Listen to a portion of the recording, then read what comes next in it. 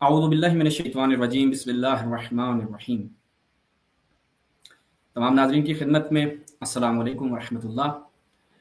اور اسی کے ساتھ ایران میں جو آج تاریخ ہے اس حساب سے تو شب عید غدیر ہے، پاکستان میں ایک دن بعد ہے، لیکن من حیث المجموع تمام جتنے بھی ہمارے مومنین ہیں دنیا کے جس کونے میں بھی ہمیں سنا جا رہا ہے، دیکھا جا رہا ہے، سب کی خدمت میں بالعموم اور امام زمان اجل اللہ تعالیٰ فرجہ شریف کی خدمت میں بالخصوص عید غدیر عید اللہ الاکبر کی مناسبت سے تبریک اور تہنیت عرض کرتے ہیں۔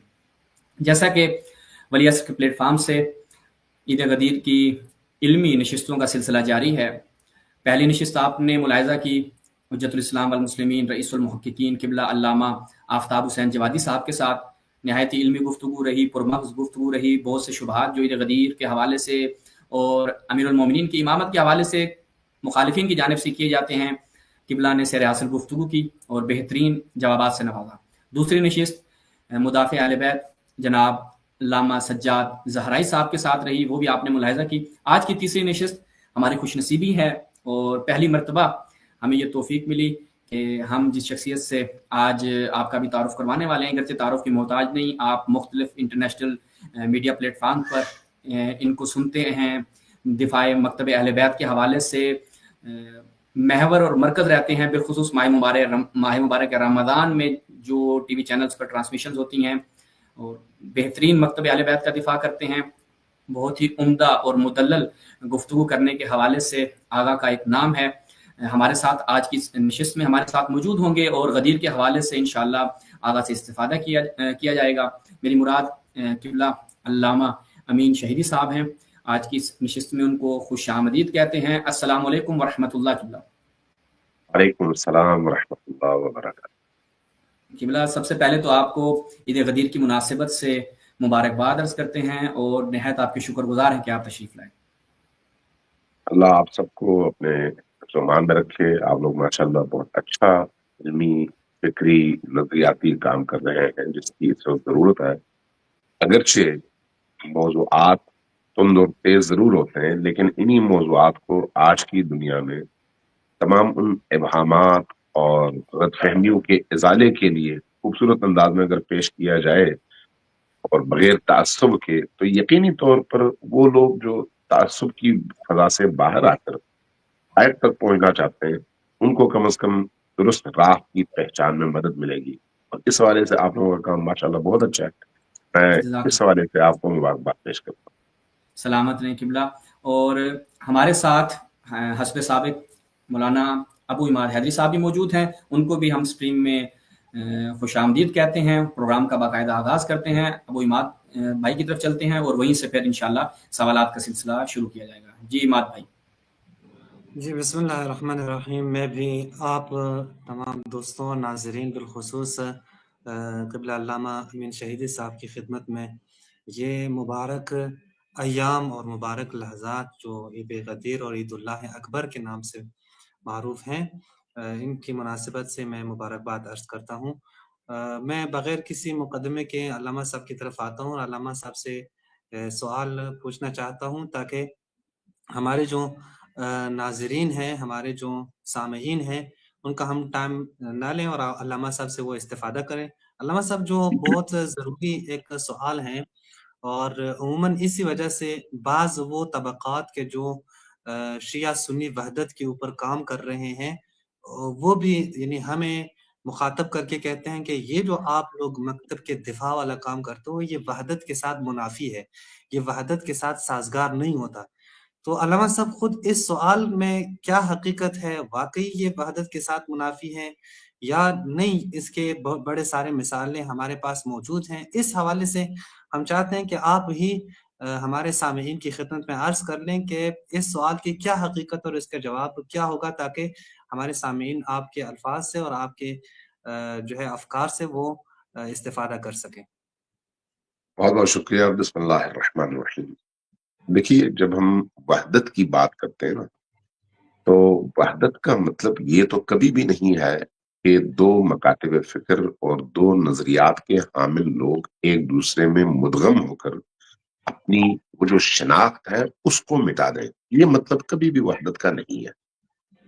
وحدت کا مطلب یہ ہے کہ امت کی بہتر فلاح اور ترقی، سربلندی اور ان کی طاقت کے حصول کی خاطر آپ ان چیزوں سے درگزر کریں جو شدید اختلافی ہوں، اور ان چیزوں کو زیادہ پروموٹ کریں جو مشترکہ ہوں۔ لیکن اس کا مطلب اپنے امتیازی عقائد سے ہاتھ اٹھانا نہیں ہے۔ آپ شیعہ رہتے ہوئے ایک اہل سنت کے ساتھ بھائی چارے کی فضا قائم رکھیں، اور ایک سنی رہتے ہوئے شیعہ کے ساتھ اپنے بھائی چارے کو قائم رکھے۔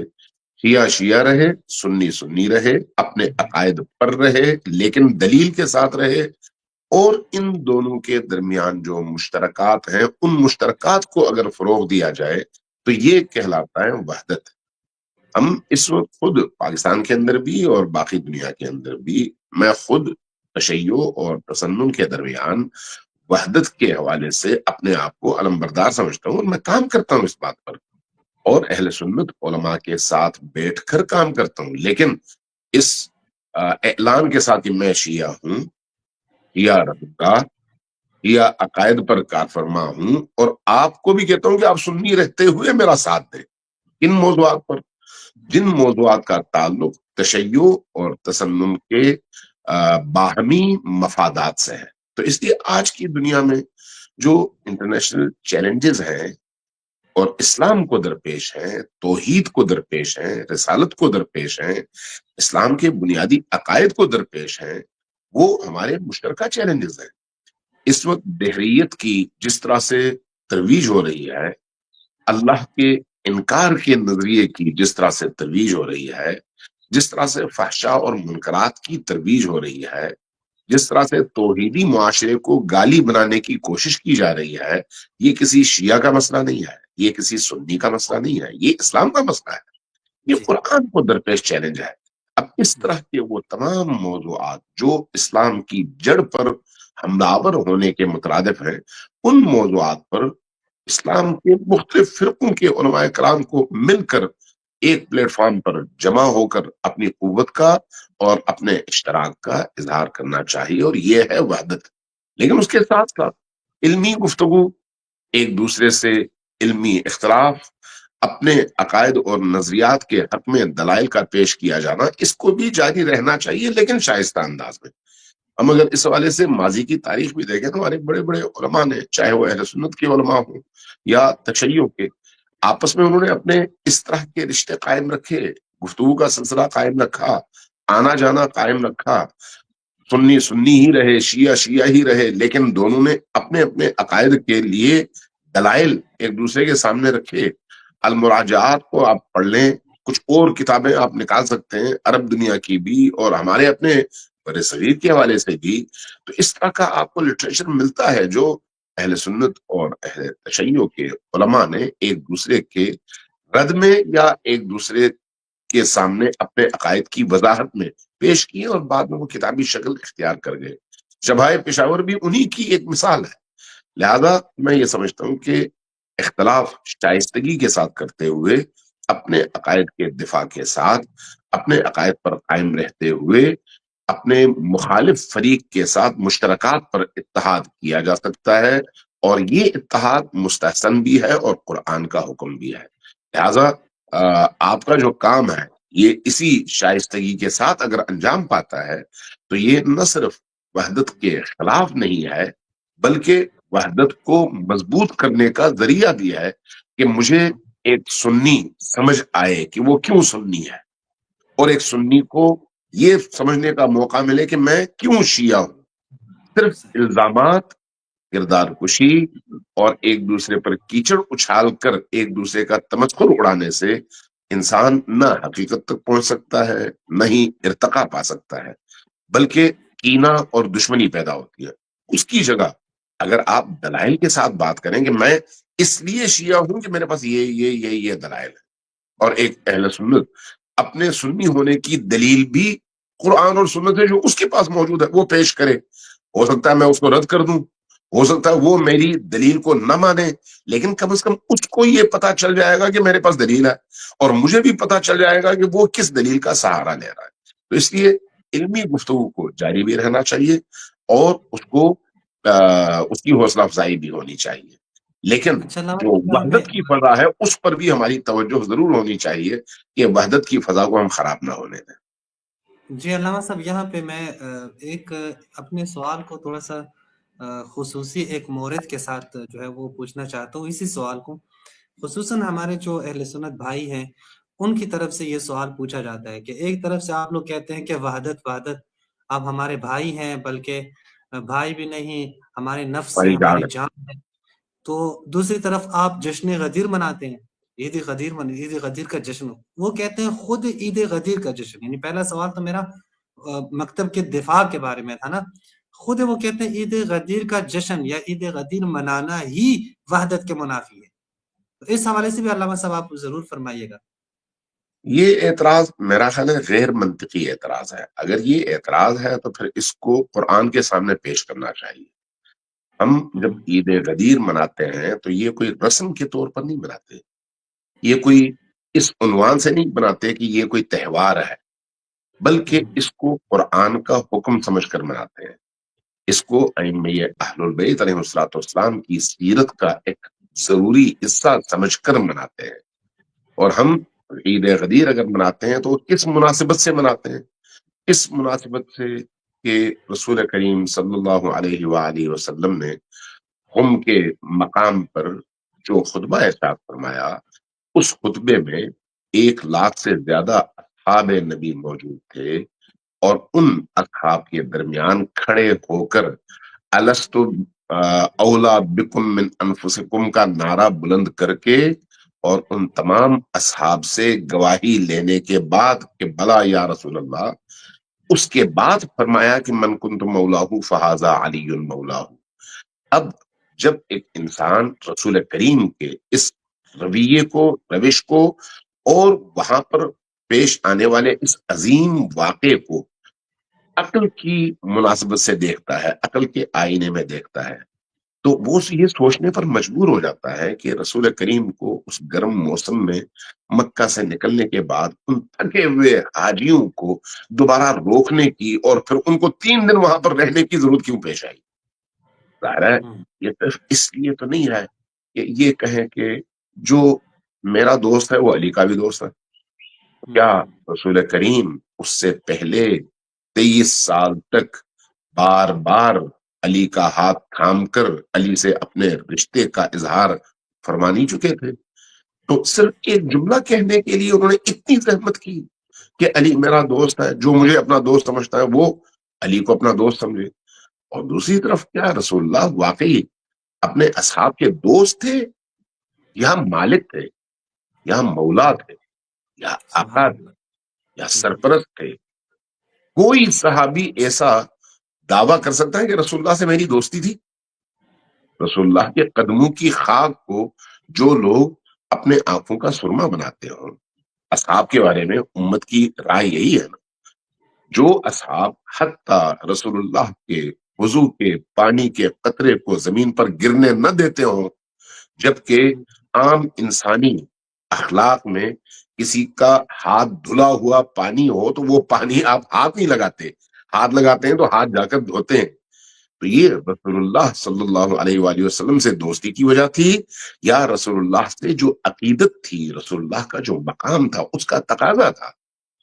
اس موضوع پر تو سارے مسلمان متفق ہیں کہ رسول اللہ سے لوگوں کی جو اٹیچمنٹ تھی، وابستگی تھی، وہ دوستی کی بنیاد پر نہیں تھی، ایمان کی بنیاد پر تھی، رسول اللہ سے عقیدے کی بنیاد پر تھی۔ رسول اللہ کو اللہ کا نبی اور اپنی جانوں کا مالک سمجھتے ہوئے وہ رابطہ وہ رکھتے تھے، اور اس کا حکم بھی اللہ نے ان کو دیا تھا، النبی اولا بالمؤمنین من انفسہم کہہ کر گویا اللہ نے رسول کریم کو باقی تمام مسلمانوں کی، اس زمانے کے مسلمانوں کی بات کریں تو یعنی صحابہ کرام کی جان، مال، ناموس، آبرو، ہر چیز کا مالک اللہ نے رسول کریم کو بنایا ہوا۔ اس پر تو سب کا اتفاق ہے، اس لیے کہ قرآن کا حکم ہے النبی اولا بالمؤمنین من انفسہم۔ تو اگر رسول کریم غدیر کے میدان میں اس آیت کی طرف اشارہ کرتے ہوئے اس امت سے جو غدیر کے مقام پر 1,00,000 سے زیادہ 1,20,000 بعض لوگوں نے لکھا ہے اصحاب موجود تھے، تو ان سب سے یہ قول لے رہے ہیں اور اقرار لے رہے ہیں الست اولا بکم من انفسکم. تو ظاہر ہے اس کے پیچھے کوئی حکمت ہے، اس کے پیچھے کوئی فلسفہ ہے. حاجیوں کی اگر کیفیت دیکھیں تو جس دن حج کا عمل ختم ہو چکا ہوتا ہے نا، تو اس کے بعد حاجی کا وہاں پر مکہ میں ٹھہرنے کو جی نہیں چاہ رہا ہوتا، اس کا جی چاہ رہا ہوتا فوراً بھاگے اپنے گھر کی طرف. اور ان اپنے گھر کی طرف دوڑنے والے حاجیوں کو مکہ سے نکلنے کے بعد رستے میں روک کر یہ عمل انجام دیا جا رہا ہے کہ ان کو اس کی قدر و قیمت کا احساس ہو. ورنہ یہی کام مکہ میں بھی تو ہو سکتا تھا، لیکن اگر وہاں پر ہوتا تو اس کی وہ خصوصیت ختم ہو جاتی. مکہ کے ان اعمال کے ضمن میں اس کی وہ جو امتیازی حیثیت ہے وہ ختم ہو جاتی. مکہ میں تمام اعمال کی بجا آوری کے بعد جب حاجی نکلے اور اب آرزو لے کر نکلے کہ کسی طرح سے گھر پہنچے، تو وہاں پر ایک مصیبت ان پر آ پڑی کہ بھئی رسول اللہ نے روک دیا، اب گھر نہیں جا سکتے. کیوں نہیں جا سکتے؟ کوئی اعلان ہونا ہے. وہ کیا اعلان ہونا ہے؟ نبی کریم اس اہتمام کے ساتھ پھر من کنت مولاہ فہذا علی مولاہ کا اعلان کرتے ہیں. اب اس کی جو توجیحات ہمارے علماء کرام بیان کرتے ہیں، ان توجیحات کو دیکھ کر انسان کو ہنسی آتی ہے کہ یہ کیا توجیحات ہے. اگر ہم اسی حدیث کے شان نزول اور اس کے پس منظر میں جو آیات اتری ہیں ان آیات کو دیکھیں تو کیا ہمیں ان آیات کی کوئی اور مصداق بھی قرآن کریم میں نظر آتی ہے جس کے لیے رسول اللہ نے ایسا کوئی اہتمام کیا ہو؟ یا ایھا الرسول بلغ ما انزل الیک من ربک، جو آپ پر اللہ نے نازل کیا ہے وہ لوگوں تک پہنچائیے. وَإِن لَمْ تَفْعَلْ، اگر آپ نے یہ نہیں کیا فَمَا بَلَّغْتَ رِسَالَتَهُ، آپ نے اپنی رسالت پوری نہیں کی، آپ نے اپنی رسالت کی ذمہ داری ادا نہیں کی. مجھے بتائیں کہ وہ کون سا عمل ہے جس کے انجام نہ دینے سے رسول اللہ کی ساری رسالت داؤ پر لگ جاتی ہے؟ وہ کون سا عمل؟ نماز نہیں ہے، روزہ نہیں ہے، زکوٰۃ نہیں ہے، حج جیسا عمل نہیں ہے، جہاد جیسا عمل نہیں ہے. کون سا عمل ایسا ہے؟ آپ کوئی نہیں دکھا سکتے. اگر دکھا سکتے ہیں کسی آیت کے اندر دکھا سکتے ہیں. نماز پڑھنے پر کوئی ناراض نہیں ہوتا. جب اللہ نے کہا کہ نماز پڑھو، لوگوں نے کہا ٹھیک ہے. رسول اللہ کو بھی کوئی خوف نہیں تھا نماز کا حکم دینے میں. جہاد میں بھی رسول اللہ کو کوئی خوف نہیں تھا، کیونکہ اس جہاد کے نتیجے میں ان کو بہت کچھ ملتا بھی تھا اصحاب رسول کو. اسی طرح سے حج کے عمل میں، روزے کے عمل میں لوگوں کو کوئی خوف نہیں تھا کہ رسول کریم ان کو بتائیں تو وہ انکار کر دیں. اس لیے اس آیت میں اللہ تبارک و تعالیٰ نے ایک عجیب اشارہ کیا، فرمایا کہ واللہ یعصمک من الناس، اللہ آپ کو لوگوں کے شر سے بچائے گا. یعصمک من الناس، لوگوں کے شر سے بچائے گا. ان اللہ لا یہدی القوم الکافرین، ہاں جو لوگ کافر ہو جائیں ان کا پھر کوئی علاج نہیں ہے، ان کو پھر اللہ بھی ہدایت نہیں دیتا. تو گویا ایک ایسا امر ہے جس میں لوگوں کی طرف سے رد عمل کا خوف ہے، اور نبی کریم اس لیے اندر ایک ہچکچاہٹ محسوس کر رہے ہیں کہ جب میں یہ اعلان کروں تو اس سے لوگ میری طرف ہو سکتا ہے انکار کا انداز اختیار کریں، یا کوئی طنز کرے، یا کوئی انکار کر دے، یا مقابلے میں کھڑا ہو. لیکن اللہ یہاں پر اعلان کرتا ہے کہ میں آپ کی حفاظت کروں گا. اب سوال یہ ہے کہ کون سا عمل ہے جس میں رسول اللہ کو یہ خوف تھا اور اللہ نے اس خوف کو دور کرنے کی ضمانت خود لی اور کہا میں آپ کو بچاؤں گا. اور جب آپ اسی ضمن میں اس اعلان کے بعد کی آیات دیکھیں تو وہ آیات پھر اسی طرح سے ہمیں نئے نکات دیتی ہیں. لہذا جب ہم یہ دیکھتے ہیں کہ الیوم اکملت لکم سے پہلے اللہ تبارک و تعالیٰ نے رسول اللہ کو الیوم یئس الذین کفروا کہہ کر ایک ایسا اعلان کیا ہے جو کسی اور عمل کے حوالے سے قابل تطبیق ہے ہی نہیں. کیا نماز کے نزول پر حکم نماز کے یئس الذین کفروا کا اطلاق ہوتا ہے؟ روزے پر ہوتا ہے، جہاد پر ہوتا ہے، حتی فتح مکہ پر ہوتا ہے؟ نہیں. کوئی ایسا عمل نہیں ہے جس میں یہ آپ کہہ سکیں گے الیوم یئس الذین کفروا، جو لوگ اندر کفر رکھتے ہیں وہ آج مایوس ہو گئے، آپ کوئی نہیں ڈھونڈ سکتے۔ ایک ہی مورد ہے، ایک ہی مورد کہ نبی کریم تک تو دین ہے، نبی کریم کے بعد کیا ہوگا؟ بہت سارے لوگ اس خوش فہمی میں ہے کہ نبی کو جانے دو، اس کے بعد دیکھیں گے۔ اسی آپ بخاری کی، مسلم کی جب روایات اٹھا کر دیکھتے ہیں تو بہت سارے اصحاب تو نبی کریم کی زوجات کی طرف نگاہیں دوڑائے بیٹھے تھے کہ بھئی آپ کا انتقال ہو جائے تو ہم ان سے شادی کریں گے۔ تو اللہ نے یہاں پر ایک ایسے موضوع کو چھیڑا ہے جس کے حوالے سے حساسیت اتنی زیادہ تھی، جو لوگ نبی کریم کی زوجات کو نہیں بخشتے تھے کہ اگر رسول کریم کا انتقال ہو جائے، رحلت ہو جائے، تو ہم ان کی زوجہ سے نعوذ باللہ شادی کریں گے، اور اللہ نے وہاں پر منع کیا، تو وہ اقتدار کے حوالے سے کیسے خاموش رہ سکتے تھے؟ کیسے وہ اس بارے میں نہ سوچتے؟ لہذا رسول کریم کے بعد اس دین کی حفاظت اور اس دین پر عمل کرنے والوں کی سربراہی، یہ ایک ایسا موضوع تھا جو اس امت کے درمیان سب سے بڑا فتنہ بننا تھا، جیسا کہ بعد میں بنا۔ اس لیے اللہ تبارک و تعالیٰ نے پہلے سے اس کا بندوبست کیا، اور جب اللہ کے رسول نے یہ اعلان فرمایا تو اس اعلان کے بعد جب لوگوں نے بیعت کی تو یہ آیت اتری کہ الیوم یئس الذین کفروا۔ اب اس کے بعد اگلا جو جملہ ہے وہ یہ ہے کہ اب تم ان لوگوں سے نہ ڈرو، لا تخشوا، بلکہ مجھ سے ڈرو۔ یعنی اب لوگوں سے ڈرنے کا مرحلہ ختم ہو گیا، اعلان ہو گیا، ولایت کا اعلان ہو گیا، خلافت کا اعلان ہو گیا، اب کوئی کچھ نہیں بگاڑ سکتا، چونکہ دین کی روح علی کے ذریعے سے زندہ ہوگی۔ اسی کا اعلان نبی کریم نے غدیر کے میدان میں کیا ہے۔ لہذا اب اقتدار اگرچہ دوسروں کے پاس جائے، لیکن دین کو بچانے کا صحرا علی ہی کے سر ہے، اس لیے کہ 25 سال جو لوگ مقتدر رہے، اقتدار پر رہے، ان کو بھی دینی اقدار اور ویلیوز کی حفاظت کے لیے علی ہی کے دروازے پر آنا پڑا۔ لہذا امیر المؤمنین علی ابن ابی طالب دین کے حقیقی محافظ ہیں، جس کی گواہی قرآن کریم نے دی ہے۔ تو یہ تو ایک ایسا موضوع ہے جس پر شیعہ اور سنی کو جمع کیا جا سکتا ہے۔ ٹھیک ہے بھئی، آپ ان کو خلیفہ نہیں مانتے، ہم قرآن سے یہ استدلال رکھتے ہیں، لیکن کم از کم دین کا محافظ تو ہم مانتے ہیں نا۔ اگر وہ دین کی محافظت نہ کرتے تو کیا دوسروں میں یہ سکت تھی کہ وہ دین کی محافظت کر سکتے؟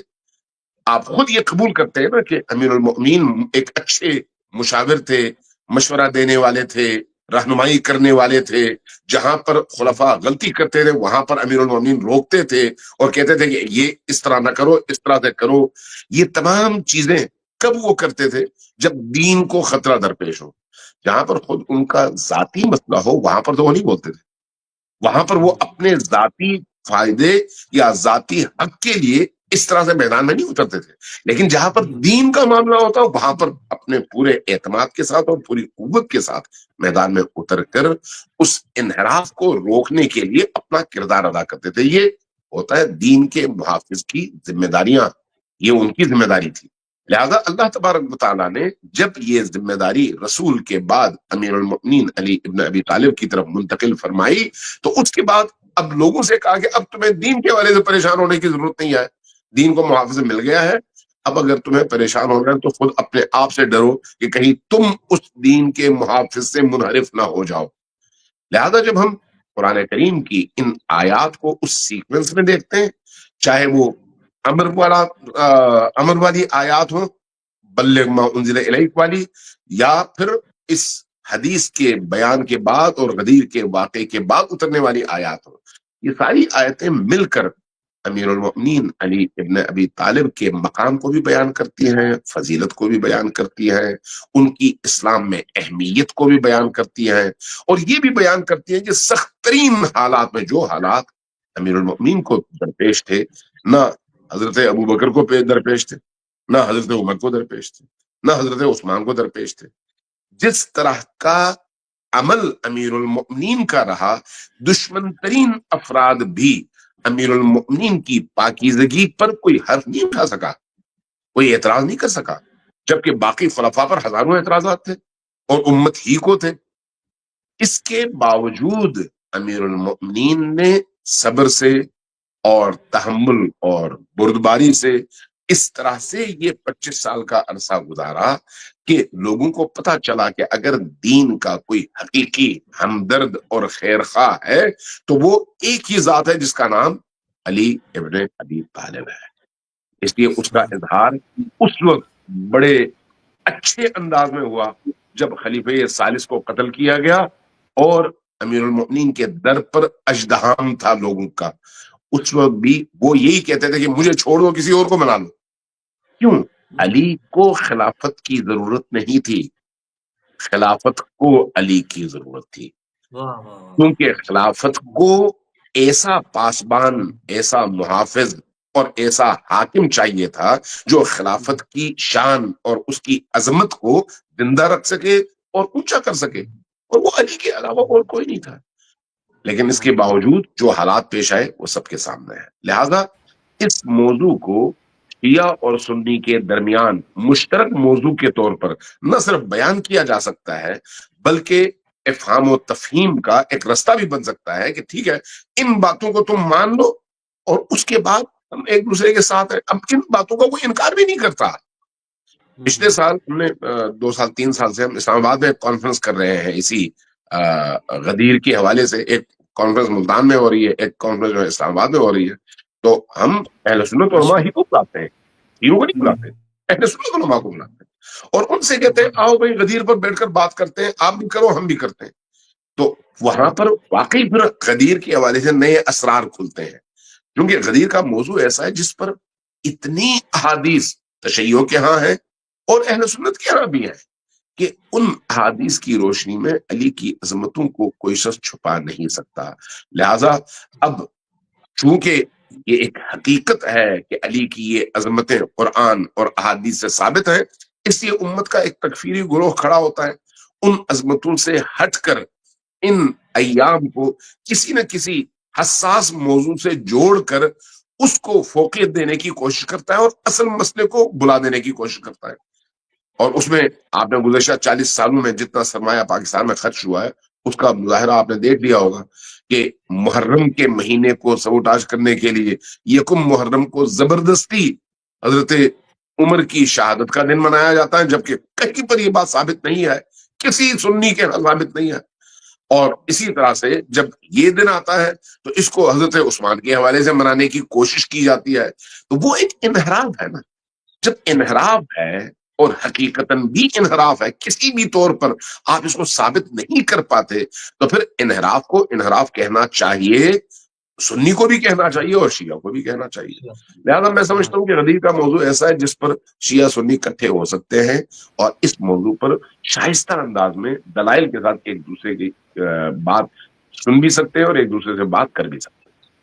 बहुत शुक्रिया किबला, बेहतरीन आपने जो शिया सुन्नी मुआशरे को मद्देनजर रखते हुए जो गदीर है कैसे मनानी चाहिए, और आपने एक इशारा किया कि आप कॉन्फ्रेंसेस कर रहे हैं और हमें भी उन कॉन्फ्रेंसेस की इत्तला मिलती है, उलमाए अहले सुन्नत उसमें शिरकत करते हैं। तो इसी आपके इकदाम को मद्देनजर रखते हुए अब हम थोड़ा तशय्यो की तरफ आपका रुख करवाते हैं कि थोड़ा सा तशय्यो की तरफ रुख कीजिए। रवायात अहले बैत में जो गदीर की अहमियत है उसको मद्देनजर रखा जाए। हमारे तशय्यो में जिस अंदाज से गदीर पाकिस्तान में मनाया जा रहा है, क्या इसी तरह मनाया जाना चाहिए? और कुछ ऐसी चीजें आप भी मुशाहिदा फरमाते हैं कि जश्नों के उन्वान से जो पाकिस्तान में चीजें हो रही हैं, तो इस हवाले से तशय्यो को क्या करना चाहिए, किस अंदाज से गदीर को मनाना चाहिए? देखिए, गदीर हमारी अहादीस में ईद के उन्वान से उसको बयान किया गया है, और ईद भी सादा ईद नहीं, 4 अयाद में गदीर को ईदुल्लाहिल आज़म कहा गया है। अजीम तरीन ईद क्यों है? इसलिए कि अगर सुन्नत इब्राहिमी की रूह को कोई उन्वान जिंदा कर सकता है तो वो गदीर है। अगर नमाज को कोई उन्वान हयात दे सकता है तो वो उन्वान गदीर है। वरना क्या बनी उमैया के जितने भी गवर्नर्स थे नमाज नहीं पढ़ते थे? तो नमाज भी पढ़ते थे, शराब भी पीते थे, रात भर शराब की महफिलें भी होती थी और सुबह फजर की नमाज भी पढ़ते थे और 2 की जगह 4 भी पढ़ देते थे। آگے بڑھ دیں۔ لیکن اس نماز کو جو اللہ نے فرض قرار دیا ہے اگر کسی نے زندہ کیا ہے تو وہ علی ابن ابی طالب ہے۔ سبحان علی ابن ابی طالب غدیر کے عنوان سے ایک ایسا مشعل راہ ہے کہ ان کے ذریعے سے تمام عبادتیں زندہ ہو سکتی ہیں۔ لہذا غدیر ایک تہوار نہیں ہے، غدیر ایک جشن کا وہ طور و طریقہ نہیں ہے جو عام معاشرے کے اندر رائج ہے۔ غدیر یعنی عبودیت، غدیر یعنی اللہ کی اطاعت، غدیر یعنی اپنے اندر سے اپنی خواہشات کو کھرچ کر نکال کر پھینکنا اور اللہ کی خواہش کے سامنے سر تسلیم خم کرنا۔ غدیر یعنی اللہ کے حکم کے سامنے چون و چرا کے بغیر سر جھکانا، جو کہ نبی کریم کے خاص اصحاب نے کیا اور بہت ساروں نے نہیں کیا، بہت سارے خاموش رہے۔ یعنی غدیر ولایت علی کا اعلان ہے، لیکن ولایت کا مطلب غلط طور پر وہ پیش کیا جاتا ہے اور اس کے ضمن میں پھر اس کو مختلف ایسی محفلوں میں تبدیل کر دیا جاتا ہے جس کا نہ علی سے کوئی تعلق ہے، نہ مکتب سے کوئی تعلق ہے، نہ اہل البیت کے کلچر سے کوئی تعلق ہے۔ یہ جو غدیر کا دن ہے، غدیر کا دن کیوں اتنا اہم ہے؟ اس اہم دن کے حوالے سے ہمارے پاس اتنی روایات ہیں کہ انسان پریشان ہو جاتا ہے جب ان روایات کو دیکھتا ہے کہ غدیر کے لیے ائمہ اطہار کس کس طرح کا اہتمام فرمایا کرتے تھے۔ غدیر کو روزہ رکھو، کیوں؟ اس لیے کہ اللہ نے اتنا بڑا انعام تمہیں دیا ہے کہ اس انعام کے شکرانے کے طور پر تمہیں نماز پڑھنی چاہیے، اپنی پیشانی زمین پر رکھنی چاہیے، اور اس انعام کے شکرانے کے طور پر بھوک برداشت کر کے روزہ رکھ کر اللہ کی بارگاہ میں شکر ادا کرنا چاہیے کہ تمہیں اللہ نے اس قابل سمجھا کہ تمہیں یہ دن عطا کیا۔ یہ اس دن کی برکت ہے۔ غدیر اس لیے صلہ رحم کا دن ہے، غدیر مسکرانے کا دن ہے، غدیر زیارت غدیریہ پڑھنے کا دن ہے۔ زیارت غدیریہ جو امام علی النقی علیہ السلام سے مروی ہے، آپ دیکھیں اس میں 32 آیات سے استشہاد کیا گیا ہے۔ 32 آیتیں، ایک زیارت ہے، لیکن اس ایک زیارت کے اندر قرآن کی 32 آیتوں کا حوالہ ہے، 32 آیتوں سے استفادہ کیا گیا ہے اور علی کے مقام کو بیان کیا گیا ہے۔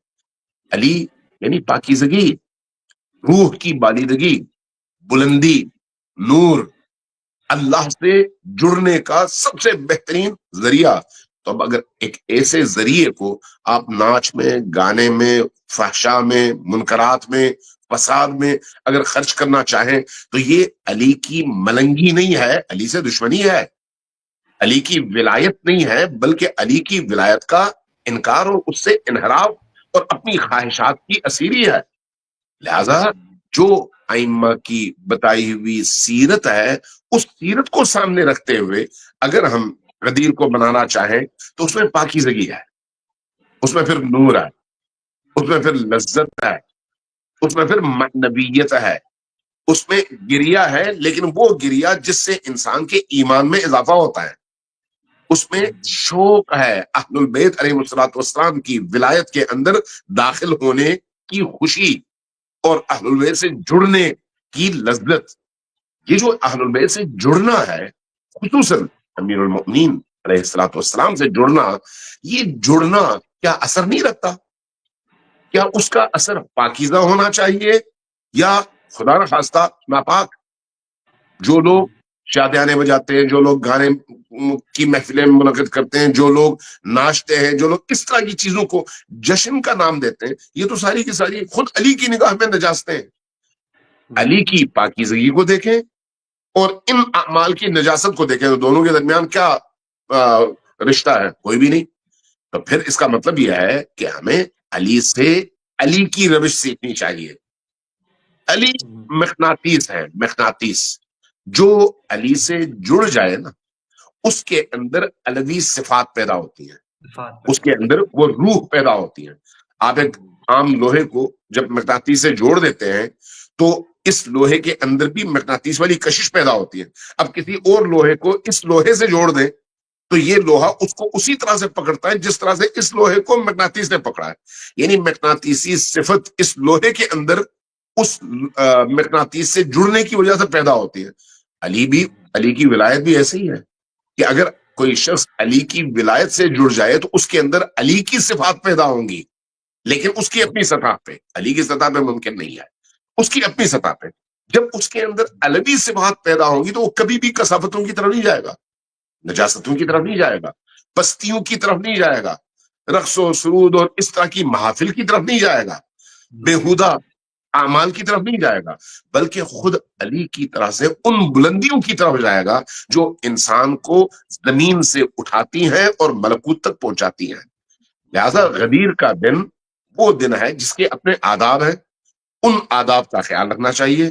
غدیر کا دن صرف تہوار نہیں ہے بلکہ عبودیت اور بندگی ہے، اس بندگی کا خیال رکھنا چاہیے. اس لیے غدیر میں نماز ہے، غدیر میں دعا ہے، غدیر میں 3 زیارتیں ہیں جو امیر المؤمنین کی زیارتیں ہیں. زیارت امین اللہ اسی کا ایک حصہ ہے. یعنی امیر المؤمنین کی زیارتیں غدیر کے دن پڑھیں، قرآن غدیر کے دن پڑھیں، صلوات زیادہ سے زیادہ غدیر کے دن پڑھیں، صدقات غدیر کے دن دیں، بھوکے کو کھانا غدیر کے دن کھلائیں، اپنے رشتہ داروں کے گھر جا کر صلہ رحم اور دلوں سے کدورتوں کو اور کینے کو نکالنا غدیر کے دن کریں. یہ تمام کے تمام اعمال انسان کو بلندیوں کی طرف لے جانے والے اعمال ہیں، پستیوں کی طرف نہیں. اور علی چونکہ بلند ہے اپنے نام میں بھی اور مقام میں بھی، اس لیے جو شخص علی سے غدیر کے دن جڑ جاتا ہے وہ ان اعمال کے ذریعے سے بلندیوں کی طرف جاتا ہے. سبحان سبحان اللہ. قبلہ غدیر کے حوالے سے گفتگو رہی. میں اب چاہتا ہوں کہ کیونکہ موجودہ جو حالات ہیں تشیع میں، ظاہری بات ہے علماء ہی جو ہے وہ شعور کا سبب ہے، لیکن سوشل میڈیا کی جیسی ایک فضا ہے ایران کے حوالے سے، جو اس وقت موجودہ حالات ہیں، کرنٹ کنڈیشن ہے، غدیر کی بھی مناسبت ہے، دوسری طرف سے جو ماحول رہا، تو اس حوالے سے میں چاہتا ہوں کہ آپ گفتگو فرمائیں بالخصوص اس پوائنٹ آف ویو سے کہ ہم سوشل میڈیا پر ایسے یا ٹویٹر کے اوپر ایسے اکاؤنٹس دیکھ رہے ہیں، ایسے افراد دیکھ رہے ہیں یا جنہیں آپ تکفیری عناصر کا نام دے دیں، وہ اس پہ خوش نظر آ رہے ہیں کہ ایک مسلمان ملک کے اوپر اس انداز سے وحشی حملات ہو رہے ہیں اور مسلمان اس سے خوش نظر آ رہے ہیں. تو اس حوالے سے آپ کیا بیان فرمائیں گے؟ دیکھیے، اصل میں کسی بھی معاشرے کے انحطاط کی بنیادی وجہ اس معاشرے میں موجود لوگوں کی جہالت ہوتی ہے. اگر جہالت کو دور کر دیا جائے تو وہ معاشرہ انحطاط سے کمال کی طرف سفر شروع کر دیتا ہے. ہمارے معاشرے میں یعنی پاکستان میں بھی اور بر صغیر میں عمومی طور پر گزشتہ ان 4-5 دہائیوں میں لوگوں کو جاہل رکھنے اور لوگوں کو ایک دوسرے کے خلاف صف آرا کرنے پر کروڑوں نہیں اربوں روپیہ خرچ ہوا ہے. اور یہ کام امریکیوں نے کیا، یہودیوں نے کیا، اور اس کام کو کرنے کے لیے سہارا انہوں نے عرب ممالک کا لیا. لہذا نفرتیں بے انتہا بڑھ گئی.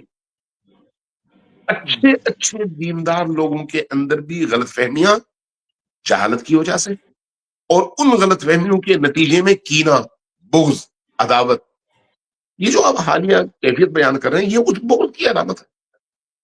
انہی لوگوں سے آپ پوچھیں نا کہ یہود کے بارے میں قرآن کا کیا نقطہ نظر ہے، وہ اعتراف کریں گے اگر وہ قرآن پڑھتے ہیں کہ قرآن کریم نے روئے زمین پر سب سے بدترین مخلوق یہود کو قرار دیا ہے.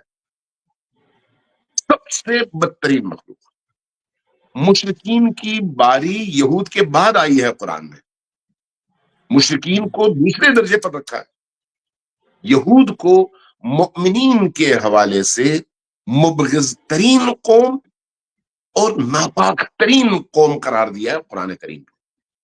اب اس کے مقابلے میں اگر آپ اپنے مذہبی تعصب اور فرقہ وارانہ ذہنیت کی وجہ سے اسی یہود کو جس نے غزہ کی سرزمین میں مسلمان بچوں کا قیمہ بنایا ہے، اس کو اب آپ اگر فوقیت دیتے ہیں تو اس کا مطلب یہ ہے کہ آپ سے بڑا جاہل تو روئے زمین پر ہے ہی کوئی نہیں.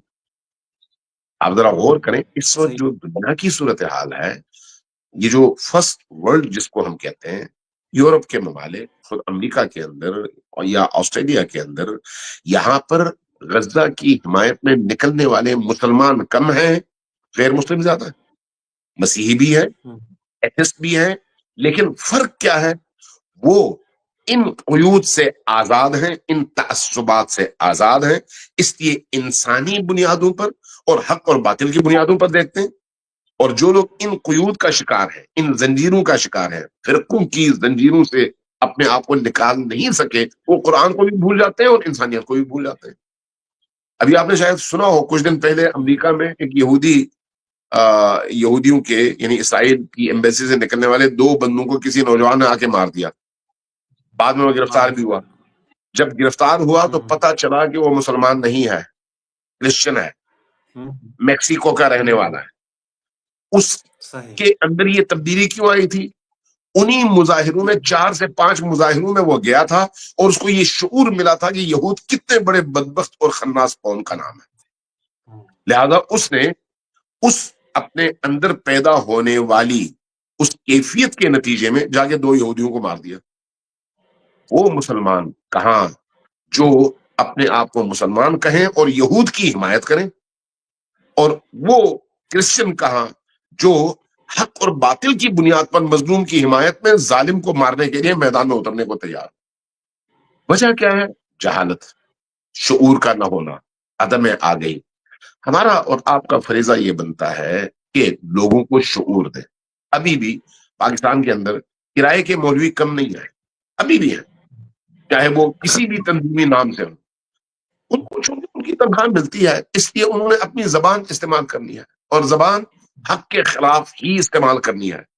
یہ لوگ یہود کے خلاف نہیں جائیں گے, یہ لوگ صہیونیوں کے خلاف کبھی بھی نہیں جائیں گے. غزہ کا نام لیں گے, لیکن جب حماس کی بات آئے گی تو کہیں گے وہ رافضی ہو گئے. کیوں؟ اس لیے کہ ان کی حمایت ایران کرتا ہے اور شیعہ کرتے ہیں. یہ جہالت ہے. اس جہالت سے جب آپ نکالتے ہیں ان کو, تو ان کو سمجھ آتی ہے کہ ہاں پہلے ہم جہالت کی زنجیروں میں جکڑے ہوئے تھے. آج شاید آپ نے یا کل سنا ہوگا جماعت اسلامی کے سابق امیر سراج الحق صاحب نے اپنے بیان میں کہا کہ ایران پر حملہ نہیں ہے, اسلام پر حملہ ہے. یہ کس چیز کی دلیل ہے؟ شعور کی دلیل ہے. جہاں پر شعور نہیں ہوگا وہاں پر سیاست بازی ہوگی, وہاں پر پھر نفاق ہوگا. اس لیے یہ جو اس طرح کے لوگ ہیں ان سے آپ ناراض نہ ہو, ان کو اہمیت بھی نہ دیں. کتے کا کام ہے بھونکنا, انسان کا کام ہے ان کے بھونکنے کو نظر انداز کر کے اپنی منزل پر آگے بڑھتا چلا جائے اور سربلندی کے ساتھ بڑھتا چلا جائے. اس لیے یہ جو ظلم اور عدل کے درمیان مقابلہ ہے, برائی اور اچھائی کے درمیان مقابلہ ہے, اس مقابلے میں بھونکنے والوں کے بھونکنے سے کبھی بھی انسان کو پریشان نہیں ہونا چاہیے. بھونکنے والے کا کام بھونکنا ہے. ہمیں اپنے اس درست رستے پر قائم رہنا چاہیے. اس درست رستے پر اگر لبنانی ہے تو اس کی حمایت کرنی چاہیے, یمنی ہے تو اس کی حمایت کرنی چاہیے, فلسطینی ہے تو اس کی حمایت کرنی چاہیے, چاہے وہ فلسطینی سلفی ہو یا حنفی ہو یا شیعہ ہو, اس سے فرق نہیں پڑتا. اور فلسطینیوں نے یہ ثابت کیا ہے کہ وہ ان مسلکی دیواروں کو ڈھا کر قرآن کی بنیاد پر انہوں نے وہ قربانیاں دی ہیں جو تاریخ میں حقیقتاً لازوال قربانیاں ہیں. لہذا ان چیزوں کو زیادہ سے زیادہ پروموٹ کرنا چاہیے, اور وہ جو بھونکنے والے عناصر ہیں ان کے بھونکنے سے ناراض نہیں ہونا چاہیے. جب حرکت ہوتی ہے تو پھر جمود زدہ لوگ بھونکنے کے علاوہ اور کوئی کام نہیں کر سکتے, لہذا ان کو اہمیت دیں. اچھا قبلہ, یہاں پہ چونکہ ابھی سیاسی بات چھیڑی ہے تو ایک سوال میں بھی پوچھتا ہوں کرنٹ حالات کے حوالے سے بھی. جب قرآن مجید کا مطالعہ کرتے ہیں تو جنگ احزاب کے حوالے سے جو بیان کیا ہے قرآن نے کہ یہ مختلف گروہ جمع ہو کر اسلام کے خلاف آئے ہیں, جہاں یہود موجود ہیں, کفار موجود ہیں, مشرکین موجود ہیں, پھر منافقین موجود ہیں. حتی قرآن کہتے ہیں والذین فی قلوبہم مرض, وہ افراد کے جن کے دل بیمار تھے وہ بھی اسلام کے خلاف موجود تھے, اگرچہ مسلمانوں کے صف میں ہی تھے, جو حتیٰ کہ یہاں تک بھی کہتے تھے کہ یہ رسول ہے جو ہمیں وعدے دیا کرتا کہ نأکل من کنوز کسری و قیصر, ہم کسری و قیصر کے خزانے ہمارے ہاتھ آئیں گے. وہ احدنا لا یستطیع ان یذهب الى الغائط, کیونکہ ہم تو واش روم تک بھی نہیں جا سکتے. تو یہ ساری جو ہے موجود ہیں. حتیٰ کہ یہ بھی موجود ہے کہ جو کہا کرتے تھے کہ ما وعدنا اللہ ورسولہ الا غرورا, اللہ کے رسول نے ہمیں دھوکہ دیا ہے. تو وہاں ہم دیکھتے ہیں کہ پھر جب مومنین کی بات ہو رہی ہے تو مومنین کے بارے میں ہے کہ ما زادہم الا ایمانا و تسلیما, کہ وہ یہ سب کچھ دے کر ان کے ایمان میں اضافہ ہوتا ہے. تو ابھی یہ کرنٹ جو حالات ہیں، مثلا اس سے پہلے ہم نے دیکھا حزب اللہ کے جو لیڈرز ہیں ان کو شہید کیا گیا، حماس کے لیڈرز کو شہید کیا گیا، پھر سیریا کا جو ایشو ہوا وہ بھی ہمارے سامنے ہے. اب خود جو مرکز مقاومت ہیں ان کے اوپر آج جو حملہ ہوا ہے، اور یقیناً بہت سارا نقصان جو ہے نا وہ ہوا ہے، شک نہیں ہے، لیکن شہادت کو ہم اگرچہ نقصان نہیں کہتے، شہادت کو ہم فخر سمجھتے ہیں، لیکن چونکہ ہم سے وہ جدا ہوئے ہیں، ان کی خدمات ہیں. تو اس سینیریو کو آپ کیسے دیکھتے ہیں آگے؟ آپ کیا اندازہ ہے کیا ہونے والا ہے؟ جو کچھ کہا جا رہا ہے کہ بس تو ختم ہو گیا، اب تو بس کچھ بھی نہیں بچا ہے، اب تو تسلیم ہونا ہے، اس میں کتنی صداقت ہے؟ اور آگے آپ مستقبل میں کیا دیکھ رہے ہیں آنے والے دنوں میں کہ یہ کس طرف یہ معاملات جا رہے ہیں؟ آپ نے سوال نہیں کیا بلکہ آپ کی گفتگو خود ایک لیکچر ہے سننے والوں کے لیے، اور بڑی خوبصورت آپ نے گفتگو کی. دیکھیے، جو چیز سمجھنے کی ہے وہ یہ ہے کہ اللہ کی سنتیں کیا ہیں. اللہ نے 1,24,000 انبیاء بھیجے. اگر لوگوں کے پیمانوں کے مطابق دیکھا جائے تو وہ سارے انبیاء ناکام تھے لوگوں کے پیمانے کے مطابق، لیکن اگر اللہ کے پیمانے کے مطابق دیکھا جائے تو وہ سارے انبیاء کامیاب. نبی کریم آخری نبی ہے، تو نبی کریم کے دور سے پہلے کون تھے؟ یہود، نصارہ، لیکن منحرف دین کے ساتھ. وہ جو اصل دین تھا وہ تو موجود نہیں تھا، نہ مسیحیوں میں تھا نہ یہودیوں میں تھا. تو انبیاء جب دین لے کر آئے تو ان کا دین کتنی دیر چلا، لیکن انہی انبیاء کے لائے ہوئے دین سے سیکھ کر اس معاشرے کے اندر حق کا پرچم بلند کرنے والے کچھ لوگ ہر دور میں رہے، جنہوں نے اللہ کے دین کی ان امنگوں کو بھی زندہ رکھا اور ویلیوز کو بھی زندہ رکھا. انہی کی وجہ سے یہ شمع اگلی نسل تک منتقل ہوتی رہی. اور اس پورے پروسیس میں پہلے نبی سے لے کر آخری نبی تک کون سا نبی ایسا ہے جس نے قربانی نہ دی ہو؟ کون سا نبی ایسا ہے جس نے گھر میں زندگی گزاری ہو؟ کون سا نبی ایسا ہے جس کو مارا نہ گیا ہو؟ کون سا نبی ایسا ہے جس کو گھر سے ہجرت نہ کرنی پڑی ہو، بیوی بچوں سے جدا نہ ہونا پڑا ہو؟ یہ دین الہی کا ایک خاصہ ہے کہ جو بھی اس دین کی ترویج کے لیے آیا وہ ان امتحانات سے گزرا. خود نبی کریم جب یہ فرماتے ہیں کہ مجھ سے زیادہ کسی نے اذیت نہیں دیکھی، تو نبی کریم کو بھی بنا بنایا دین تو نہیں ملا، آپ نے آ کر ان اذیتوں سے گزر کر اس دین کو زندہ رکھا. اور اہل البیت علیہ الصلوۃ والسلام نے بھی اس 250 سالہ عصمت کے دور میں جو قربانیاں ممکنہ تھیں وہ ساری قربانیاں دیں تاکہ دین زندہ رہے. تو دین کی زندگی کے لیے ان صالحین کے رستے پر چلنے والے ہر دور میں سنن الہیہ کے تحت قربانی دیتے ہیں تاکہ دین زندہ رہے. اور دین کبھی بھی مرتا نہیں ہے جب تک اس طرح کی سنتیں زندہ ہیں. آپ مجھے کبھی سوچا ہوگا آپ نے کہ اس روئے زمین پر امام حسین سے زیادہ قیمتی اور کون ہے؟ امام حسین کے بچوں سے زیادہ قیمتی اور کون ہے؟ لیکن امام حسین نے قربانی دی، بچوں نے قربانی دی، خواتین اسیر ہوئیں. اگر آپ بادی النظر میں دیکھیں تو بہت بڑی شکست ہے، لیکن آج اگر دین زندہ ہے تو اسی بظاہر شکست لیکن حقیقتاً یزیدیت پر غلبے کی وجہ سے ہے. یہ جو قربانیاں ہیں یہ کبھی بھی ضائع نہیں ہوتی، کبھی بھی ضائع نہیں ہوتی. افراد بدلتے ہیں افراد، لیکن حقیقت اسی طرح سے ایک سیال مادے کی صورت میں اگلی نسل تک منتقل ہوتی ہے. آج کے دور میں اگر غور کریں، آپ نے چونکہ جنگ احزاب کا حوالہ دیا، اسے میں یہ عرض کروں گا کہ آج کے دور میں جو لوگ اس انقلاب کے مقابلے میں، رہبر کے مقابلے میں، انقلابی اس طبقے کے مقابلے میں کھڑے ہیں، کون لوگ ہیں؟ وہی جو فرعون کے پیروکار ہیں، نمرود کے پیروکار ہیں، شداد کے پیروکار ہیں، ابو لہب و ابو جہل کے پیروکار ہیں. یعنی وہی جو ریڈ لائن ہے، اس لائن کے ایک طرف کفر کے علمبردار اور دوسری طرف حقیقت دین کے محافظ یہ موجود ہیں.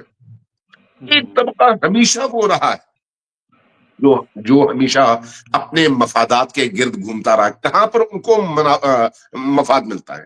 اگر مسلمانوں کی طرف سے مفاد ملا تو ادھر پلٹیں گے، اور اگر کفر کی طرف سے مفاد ملا تو ادھر پلٹیں گے۔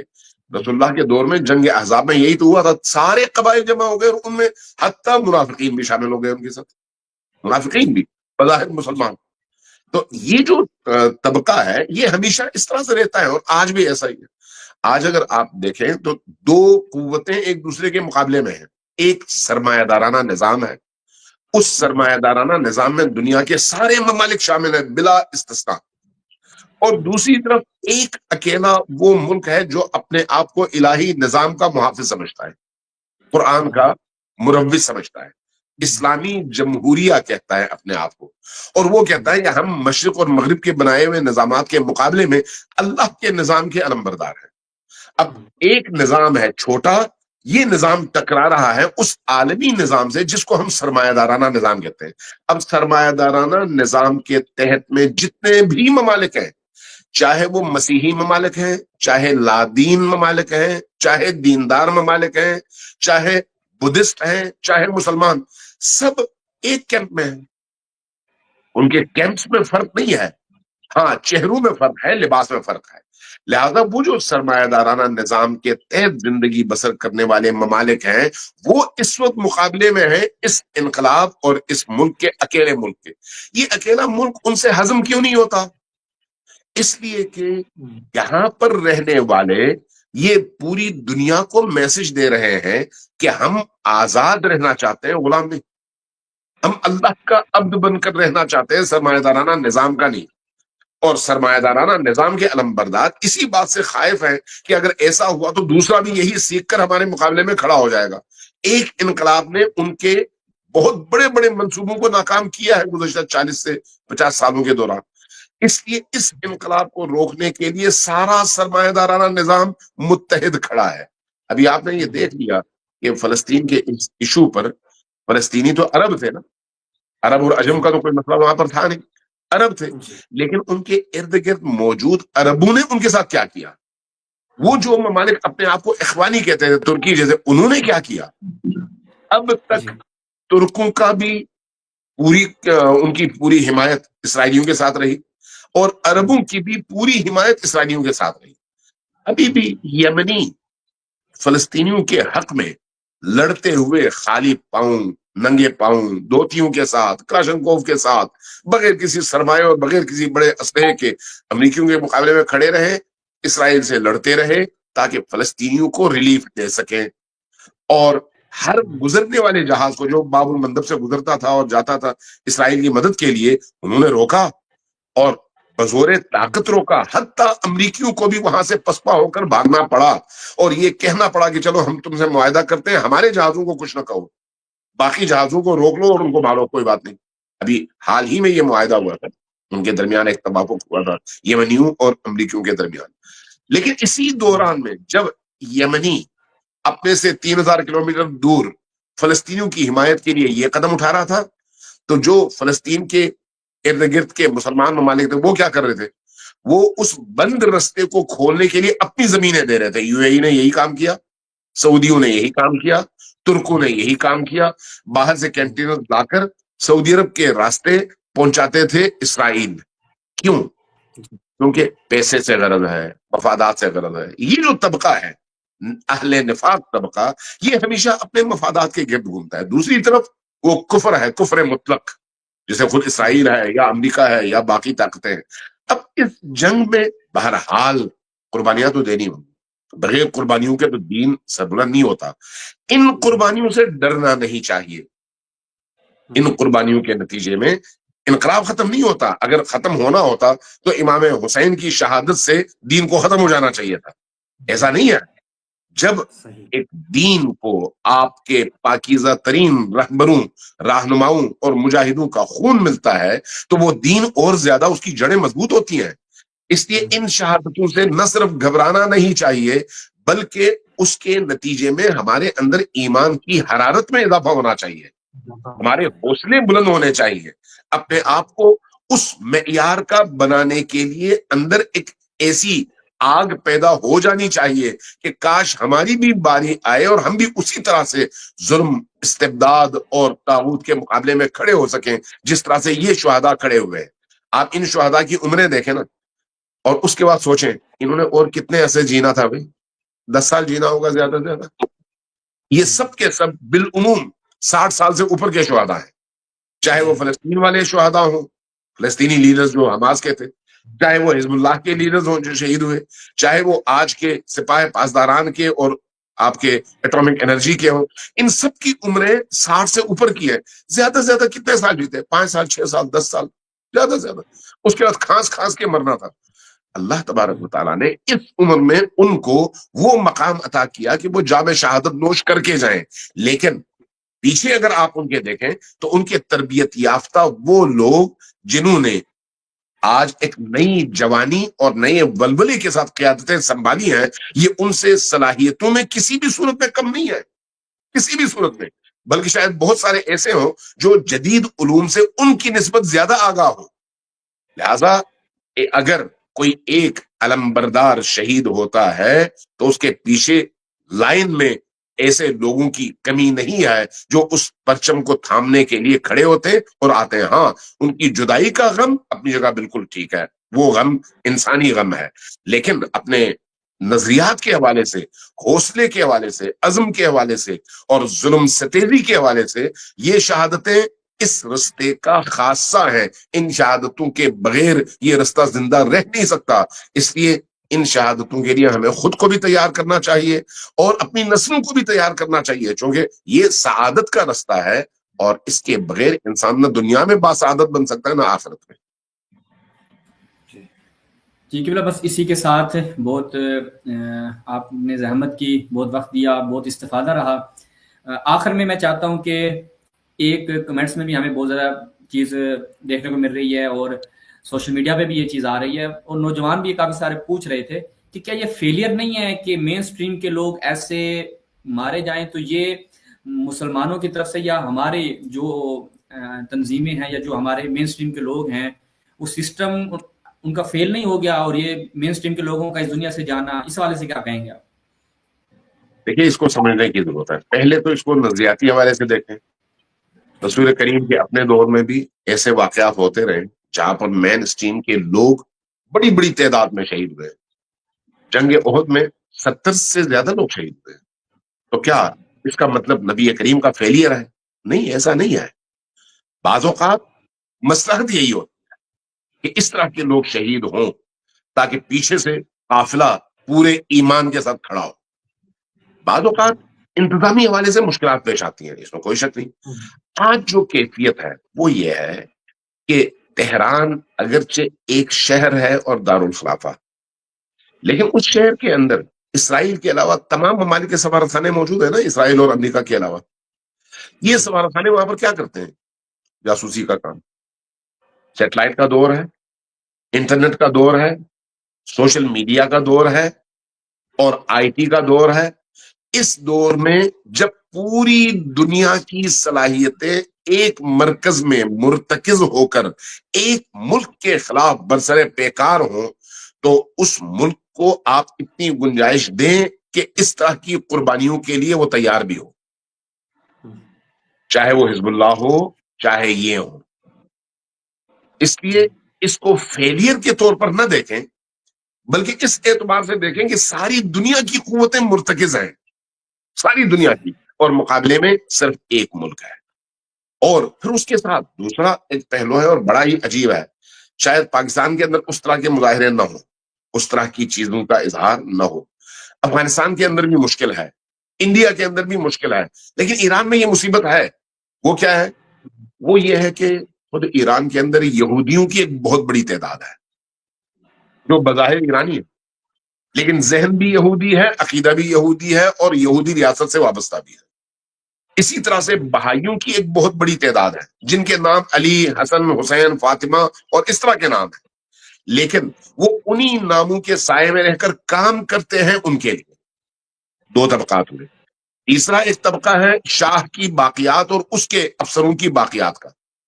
وہ طبقہ بھی ظاہر ہے اسی ایران کا حصہ ہے اور اس کے چہرے پر کہیں پر بھی نہیں لکھا ہوا کہ ان کا عقیدہ کیا ہے. کام کس کے لیے کرتے ہیں؟ اس شہنشاہی نظام کے لیے اور مغرب کے لیے. پھر ایک طبقہ وہ بھی ہے جو اپنے آپ کو روشن فکر کہتا ہے. ईरान से निकलता है, यूरोप में और बाकी मगरबी ममालिक में तालीम हासिल करता है, डिग्रियां लेता है, और जब वापस आता है तो ये लोग उनको कहीं ना कहीं एडजस्ट करते हैं, और जब वो एडजस्ट करते हैं तो वहां पीछे से जो उनकी वाबस्तगी है वो बरकरार रहती है। नतीजतन इस इनकलाब को बड़े बड़े दाखिली और खारिजी दोनों तरह के चैलेंजेस का सामना है। और ये एक हकीकत है। हम अगर इन तमाम हकीकतों से चश्मपोशी करके सिर्फ बैठकर ग्रुप्स में और मुख्तलिफ महफिलों में एतराज ही करते रहे कि भाई इन्होंने ये क्यों नहीं किया, उन्होंने वो क्यों नहीं किया, भाई हमें पता क्या है? पता उसको है जो खुद पानी के अंदर है कि पानी की गहराई कितनी है। जो लोग मैदान में हैं उन्हें मालूम है कि किस तरह से मुकाबला करना है, उनको मालूम है कि हमारी कमजोरियां क्या हैं और हमारे ताकत का पहलू क्या है। अभी कुछ देर पहले रहबर का पैगाम आ चुका है, आपने यकीनन सुना होगा। एक जानदार पैगाम है और एक रोशन मुस्तकबिल के हवाले से है। आपने सुबह रहबर का वो लेटर देखा होगा जिसमें उन्होंने कोई गम का इजहार नहीं किया, जिसमें उन्होंने कोई अफसोस का इजहार नहीं किया। उन्होंने सलाबत का, ताकत का और मुस्तकबिल के हवाले से अपने अज़्म का इजहार किया उस लेटर के अंदर।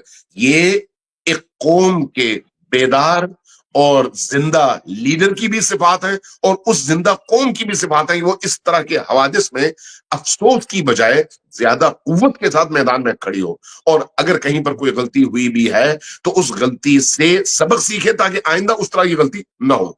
बहरहाल ये एक इज्तिमाई जद्दोजहद है, उसमें बाद औक़ात गिरना भी पड़ता है, बाद औक़ात उठना भी पड़ता है। वो जो कहते हैं कि गिरते हैं शहसवार ही मैदान जंग में, जो मैदान जंग में न हो और किराने में बैठा हुआ वो बड़ी लंबी लंबी फेंकता है।